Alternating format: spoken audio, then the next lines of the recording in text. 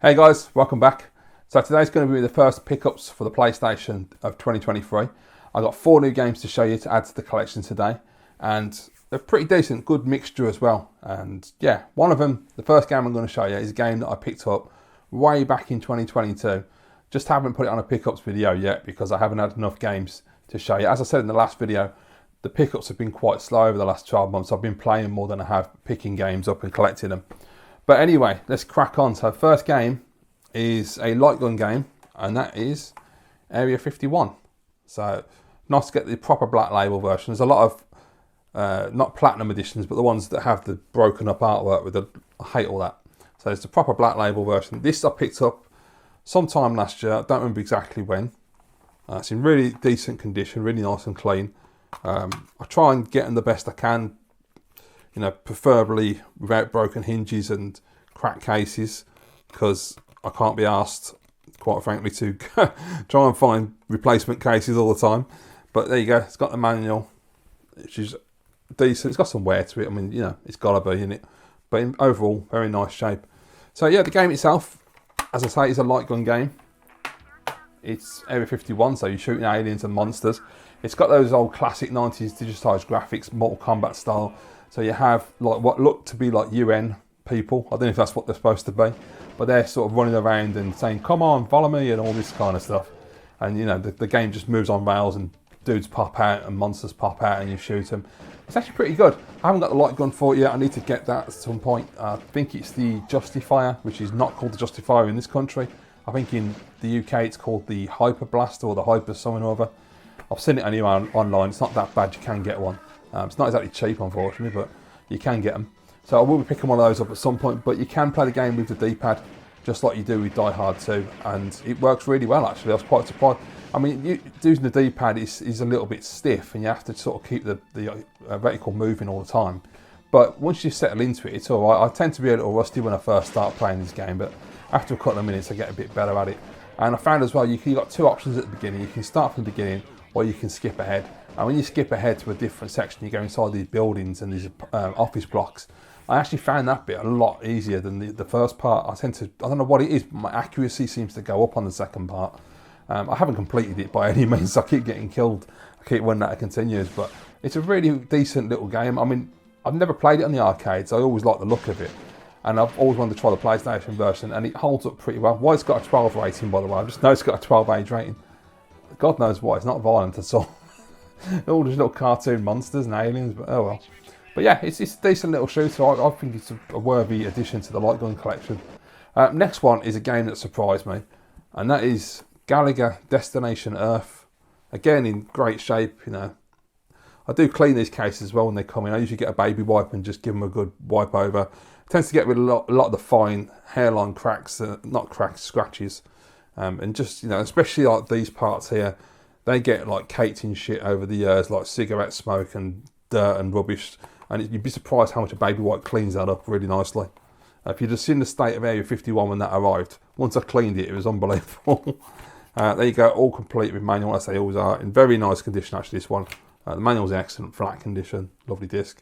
All the discs are in really decent shape as well. I haven't, luckily, touch wood, I haven't hit a snag of getting games that are really badly scratched, which, to be honest, in my experience, doesn't really make much difference with these PlayStation discs. They tend to play okay anyway. I just hate, like, visually the way they look when they're like that. But I'm not going through eBay trawling, trying to find the best mint condition discs I can, because, you know, most people don't take pictures of the back of the disc anyway, so you have to take a punt a lot of the time, but I've been getting quite lucky. Yeah, so Gallagher, obviously a classic arcade game from back in, I don't know, was it the 80s? I don't know too much about the original, but I was really surprised because I've already got Space Invaders, I've played Asteroids before, I've also got Pong as well, and it seems like they took a lot of those Atari era, arcade era, 70s, early 80s games and revamped them on the PlayStation, and I really like what they do with Space Invaders. I loved Asteroids. Pong is a bit crap, but it's alright for what it is, it's Pong. But Gallagher really surprised me how good the game is. It's really nice. You start at the bottom of the screen as you'd expect with the ship, and you're just moving left and right shooting the alien hordes. But then it shifts focus and you move into Star Fox mode and you're behind your ship in full 3D. And I was like, wow, was not expecting that to happen. and it looks really good. I'll be honest, the control sometimes it can be a little bit difficult to see what you're shooting at. I found it quite, I don't know what it was, I just found it hard to hit some of the targets in some parts of that 3D section. But it works really well, it's very nicely done. And you know, you can move up and down, left and right, and you can dodge through the debris and the spaceships and everything. Really nice. But then it also changes again a third time when you hit another wave, and it goes into a horizontal shooter. Only this time you can only move up and down the screen, just like you can on the bottom. Vertical, yeah, horizontal shooter, yeah. Confused myself there. So you can't go forward and backwards like R-Type or something. You're just stuck to the left side of the screen. You have to move up and down. But it works really, really well. And another thing they threw in the game as well, and I got a bit further in, was you get like a beachhead. If anyone remembers that game, there's a beachhead moment where you get this massive laser gun and you sit inside it and spin it around and blast. That's pretty cool. There's a lot of variation, and I think, you know, for an old game to be updated at the time, they did a really good job. They put a lot of thought into it. I think graphically it looks pretty nice as well. It's got good music, good sound effects, and it feels alright when you're playing it as well. I can't get very far, and more importantly, you can't save the game. In fact, I've not checked the back of the box, and it does say memory card 1 block. Yeah, it doesn't auto save, and I can't find an option to save, so I'm gonna have to look into that, because I got quite a fair way into it the first time I played it, and I was kind of annoyed that I couldn't save my progress, so I'll have to have a look at that. But yeah, it's definitely one worth picking up, and it's really cheap at the moment as well, as most of these PlayStation games are, thank God. Next one we've got is a game that I first played back in 1999, could have been 2000, not entirely certain, on the Dreamcast, and that is Millennium Soldier Expendable. Again, in absolutely fantastic condition, as I buffed it and cleaned it, so, you know, all complete with a very nice flat manual. The seller was absolutely brilliant, one of the best sellers I've dealt with in a long time. There you go, the disc. Great game. It's just like a sort of isometric, I would say, shooter, and you just run around with a dude just shooting everybody and all these robots and bad guys and blowing stuff up, and it's really colourful and bright. You get loads of different weapons like homing missiles and lasers and machine guns, and you have to just basically work your way through the level and find your way to the end, and occasionally you get a boss to fight. It's really good so far. I've really enjoyed it. I've actually got further than I've ever gotten on the game when I played it back in the day. Unfortunately, I got to a part now where I'm stuck, and I'm really struggling to understand what the hell's going on, because when you get to the end of the level that I'm on, there's these warp machines where the robots warp out of, and you have to blow them up, but you can only blow them up using the homing missile. And the thing is, every time I get to the end of the level, there's an electronic gate before you get there, and when you go through the gate locks behind you, so you can't go back through the level. I keep running out of homing missile, I either get killed or run out of bullets. And so when you get there, when you shoot the robots, they drop weapons, but they never drop the homing missile, they only drop the normal missile, so you can't blow the bloody thing up, and I can't complete the level, and I just don't understand what the hell's going on. So I've got to try and play it really slow and keep hold of my homing missile and not die before the end of the level, which I think is a bit shit really. I wish they hadn't done that. I wish it was that, you know, you just shoot the robots, one of them drops a homing missile, you blow up the warp machines and off you go.